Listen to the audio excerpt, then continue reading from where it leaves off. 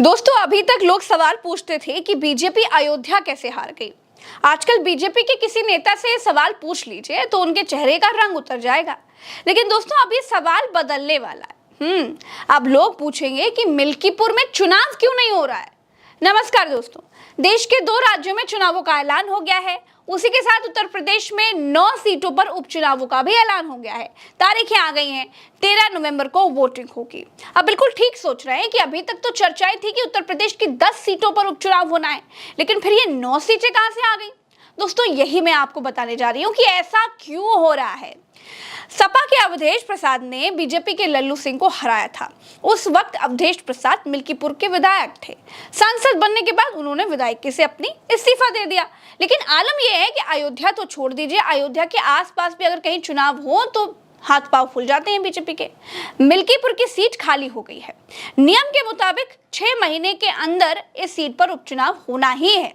BJP ने भी सोचा कि बदला ले लिया जाए। खुद मुख्यमंत्री योगी आदित्यनाथ ने मिल्कीपुर का जिम्मा संभाला। 1-2 बार नहीं, 4 बार अयोध्या जा चुके हैं।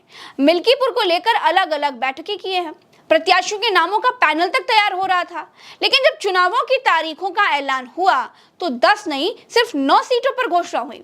चुनाव आयोग ने कह दिया कि मिल्कीपुर को लेकर के एक याचिका कोर्ट में विचाराधीन है, इसीलिए वहां अभी चुनाव की घोषणा नहीं होगी। जैसे ही ये बात सामने आई, हर किसी के मन में सवाल आया कि ये कौन सी याचिका है। अभी तक तो ऐसी कोई बात ही नहीं थी। मिल्कीपुर में बीजेपी के नेता लगातार जा रहे थे, दौरे कर रहे थे। अरे, मुख्यमंत्री जी खुद जा रहे थे। फिर अचानक ये याचिका कहां से आ गई। तो दोस्तों, पता चला कि 2022 में मिल्कीपुर में अवधेश प्रसाद जीते थे और उनके चुनाव को पूर्व विधायक बाबा गोरखनाथ ने कोर्ट में चैलेंज करते हुए एक याचिका लगाई थी। मिल्कीपुर में 2022 के विधानसभा चुनाव में अवधेश प्रसाद को 1 लाख से ज्यादा वोट मिले थे। उन्होंने भाजपा के बाबा गोरखनाथ को 13,000 वोटों से हराया था। बाबा गोरखनाथ को 90,567 वोट मिले थे।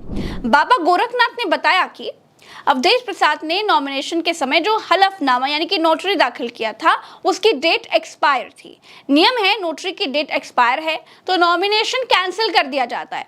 कई प्रत्याशियों के पर्चे पहले भी रद्द हो चुके हैं। पहले भी ऐसे गलत डॉक्यूमेंट दाखिल हुए और पर्चा रद्द हुआ। लखनऊ हाई कोर्ट में मामले की सुनवाई चल रही है। कितनी गजब की बात है, मिल्कीपुर में 2022 में चुनाव हुआ। मोटा मोटा 2.5 साल हो गए। मिल्कीपुर के विधायक अवधेश प्रसाद सांसद बन गए। सांसद बने हुए भी उनको लगभग 4 महीने हो गए, लेकिन मामला वहीं अटका है, एक याचिका पर।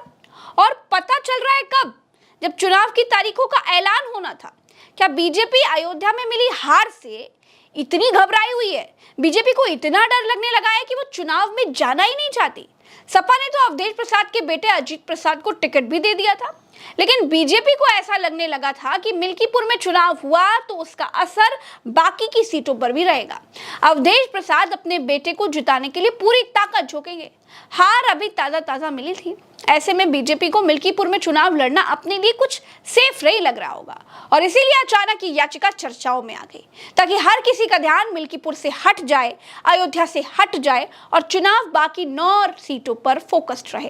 कांग्रेस भी यही कह रही है। बीजेपी मिल्कीपुर से घबरा रही है। सुनिए। उत्तर प्रदेश में भारतीय जनता पार्टी की सरकार और केंद्र की सरकार क्या डर गई है? जो अयोध्या के अवधेश के राज में मिल्कीपुर में चुनाव नहीं करा रही है।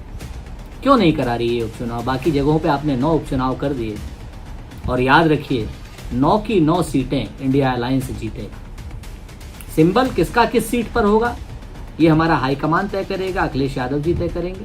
लेकिन 9 की 9 सीटें हिंदुस्तान में इंडिया गठबंधन उत्तर प्रदेश में जीतने जा रहा है। और भारतीय जनता पार्टी की आतताई सरकार को, जो बहराइच का दंगा रोकने में विफल है, जो महिलाओं की सुरक्षा करने में विफल है, जो छोटी छोटी बच्चियों की सुरक्षा करने में विफल है, ऐसी सरकार को मुंह तोड़ जवाब देने जा रहा है। दोस्तों, महाराष्ट्र झारखंड का चुनाव, 2 लोकसभा सीटों का उपचुनाव, 48 विधानसभा सीटों का उपचुनाव है।